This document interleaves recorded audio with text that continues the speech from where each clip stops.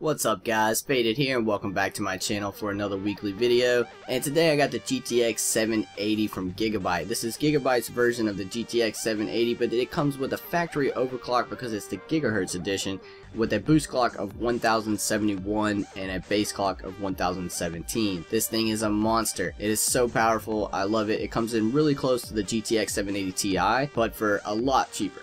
The design is just amazing. It's got an all black design around it, a triple fan design with 5 heat pipes on it, also running through a nice thick aluminum heatsink. It's able to output about 450 watts worth of heat, and it also runs really quiet. There's essentially nothing that this card cannot handle. It takes everything really well, particularly Battlefield. It runs at such a high frame rate my monitor can barely keep up. But anyways, it comes ready for Windows 7, Windows 8, all that good stuff like you should be used to by now.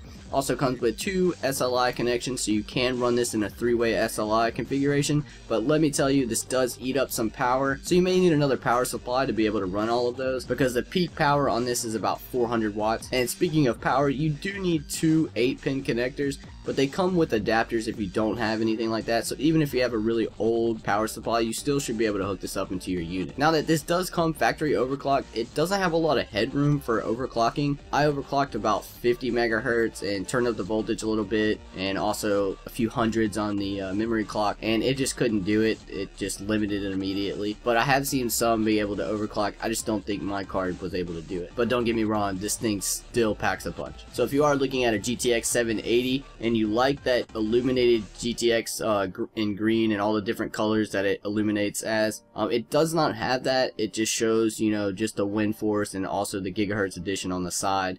So you are missing out on that, but I really think it's worth it over what you get. It's a little bit more than the reference card, but to me it is totally worth it. The display ports on it are 1 HDMI, 1 DVI, 1 DVI-D, and also 1 DisplayPort. It packs 2304 CUDA cores. Its memory clock is 6008 megahertz, and a 384-bit memory interface. GDDR5, like I already said, and this does utilize the PCI Express 3.0, which really isn't even being taken advantage of by modern day motherboards, but I think it makes for a good thing. But anyways, I ran it through a few benchmarks and it did really well. I will post the scores down in the description. Make sure you check that out.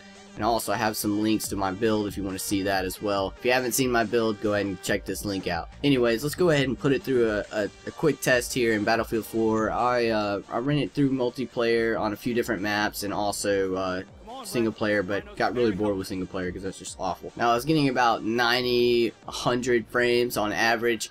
Heat temps, I mean, every time I checked it, it was at 50 or 55. It just rarely ever went up to 60. I mean, only under full load and maximum overclock that you are allowed to put on this card, and it just hovers at 60. Now all these settings are maxed out on Ultra 1920 by 1080p, and as you can see, it handles quite well. This is only at a 100% super sampling, so this is not the 200% super sampling, so make sure you take that in consideration. Go take a look at some of the GTX 780 Ti Battlefield videos and then compare them with this one here, and you can see that they come in really close, and it's almost not even worth it in a price per dollar kind of scheme.